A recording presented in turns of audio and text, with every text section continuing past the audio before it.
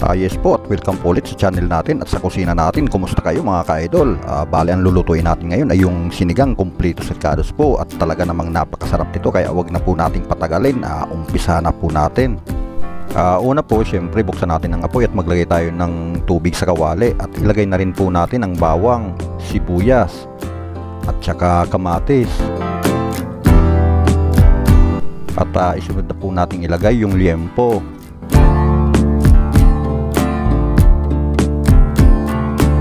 At isunod na po natin ilagay yung gabi. Ito po yung taro roots. Bali, ito po yung magpapasarap sa sabaw niya at magpapalapot. At pagkatapos natin ilagay yung gabi, takpan natin to ng mga hanggang 30 minutes. After 30 minutes, buksan po natin to at maglagay po tayo ng pork cubes. At pakalagay nyo sa pork cubes, maglagay po tayo ng asin. Pwede rin po ang patis. At maglagay din po tayo ng crack na pamenta. At isunod na po natin yung ginisa mix. At haluin natin itong mabuti.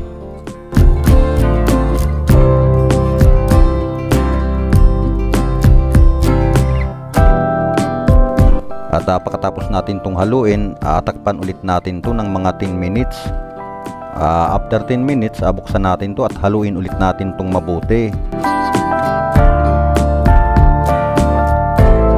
At pagkatapos nating haluin, pwede na nating ilagay yung sitaw. Ito po yung string beans. At isunod na po natin yung radish.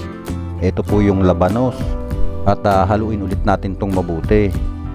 At pagkahalo nating mabuti, takpan ulit natin to ng mga 1 minutes. After 1 minutes, buksan ulit natin to. At pwede na nating ilagay yung okra. At pakalagay natin sa okra, pwede na nating isunod yung talong. At haluin ulit natin itong mabuti.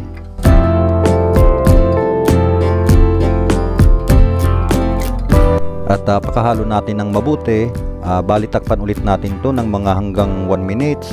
After 1 minutes, buksan ulit natin to at pwede na nating ilagay yung kangkong.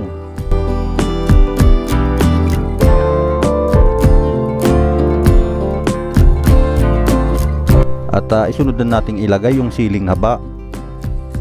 At pakalagay natin sa siling haba, bali isunod na natin ilagay yung nor sinigang sa sampalok mix, yung gabi po. At haluin ulit natin itong mabuti.